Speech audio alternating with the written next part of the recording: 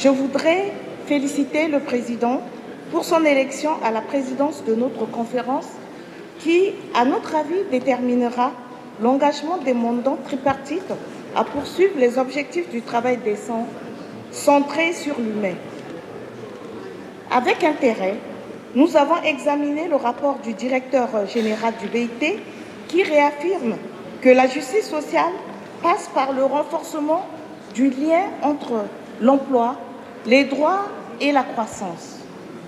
Ce rapport démontre aussi que ce lien est entretenu par les valeurs et les institutions démocratiques qui, elles-mêmes, garantissent le respect du principe de responsabilité, la participation, l'équité et surtout la participation démocratique. Il énonce également des meilleures perspectives dont la réalisation nous conduira un peu plus vers la justice et l'inclusion sociale. Pour ce faire, le budget programme que nous avions adopté s'appuie sur une caractéristique prudentielle et une vision ambitieuse. Faire de l'OIT une institution capable de transformer le monde du travail au profit des populations, en particulier des femmes et des jeunes, tout en tenant compte des enjeux actuels, notamment les défis sécuritaires, de changement climatique ainsi que ceux liés à la coopération multilatérale. Merci, Monsieur le Directeur général. Nous réaffirmons l'engagement de la République centrafricaine en faveur de la justice sociale, du respect des principes et droits fondamentaux au travail, ainsi que de l'attachement au renforcement du tripartisme qui a été à l'origine de la création de l'Organisation internationale du travail. Les questions inscrites à l'ordre du jour sont d'une importance capitale. Nous voulons citer par exemple la poursuite de discussions sur les risques biologiques, les travailleurs de l'économie des plateformes. Discussions devront déboucher sur une décision et une adoption des normes irrelatives, ce qui nous permettra de disposer d'outils pertinents afin de protéger les emplois et de garantir le travail décent dans le secteur du numérique et de l'intelligence artificielle. Notre présence ici traduit notre quête constante d'un idéal social autour du vivre ensemble. Il s'agit de marquer un temps d'arrêt, de dresser le bilan social, sociétal et économique afin d'envisager les perspectives d'action en faveur d'un développement économique et social inclusif. La République centrafricaine, sous le leadership de son Excellence professeur Faustin Archange Touadéra, président de la République, chef de l'État, a tracé les grandes lignes de son engagement pour la justice sociale lors du sommet sur le monde du travail qui s'est tenu dans le cadre de la 111e session de la Conférence internationale du travail et qui avait pour thème la justice sociale pour tous. Par ces mots, nous partageons la même ambition, bâtir une justice sociale, gage du travail décent, dans la complémentarité et la solidarité, en vue de transformer notre monde du travail en un lieu sûr, sain et profitable à tous. Pour matérialiser cet engagement, qui fait écho au rapport du directeur général du BIT de cette année, nous avons lancé plusieurs chantiers et concrétisé certaines actions.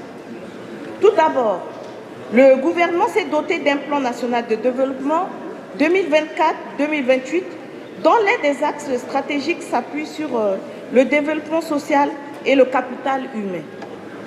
Aussi, pour allier progrès social et croissance économique, nous avions mis en place de manière tripartite un pacte national pour la stabilité sociale et le relèvement économique, cadre idéal de dialogue social autour des questions d'intérêt commun touchant le domaine du travail, de l'emploi, de la protection sociale et de la formation professionnelle.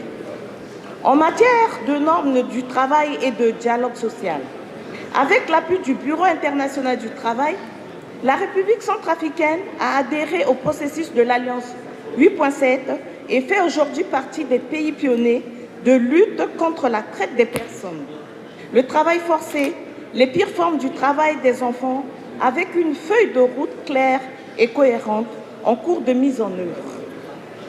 Les mandats nationaux ont été renforcés par les spécialistes du BIT et le département des normes en matière de rapportage, de normes du travail, de dialogue social et de représentativité syndicale.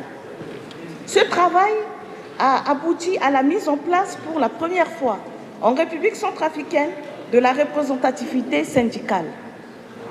Pour faire face aux enjeux de la mutation du monde du travail et accompagner au mieux les acteurs du travail, l'Assemblée nationale vient d'adopter le 15 mai 2025 un nouveau projet du Code de travail qui va contribuer à l'amélioration du climat des affaires et au renforcement de la gouvernance du marché du travail. Pour accompagner la volonté du gouvernement de créer davantage d'emplois décents pour les jeunes et les femmes, nous avons fait adopter en septembre 2024, pour la première fois de notre histoire, le premier document cadre de la politique nationale de protection sociale.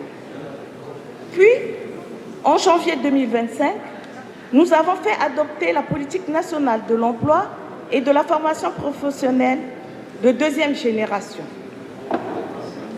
Dans le cadre du PND, nous avons fait valider leur plan d'action opérationnel pour répondre aux aspirations de justice sociale de nos populations.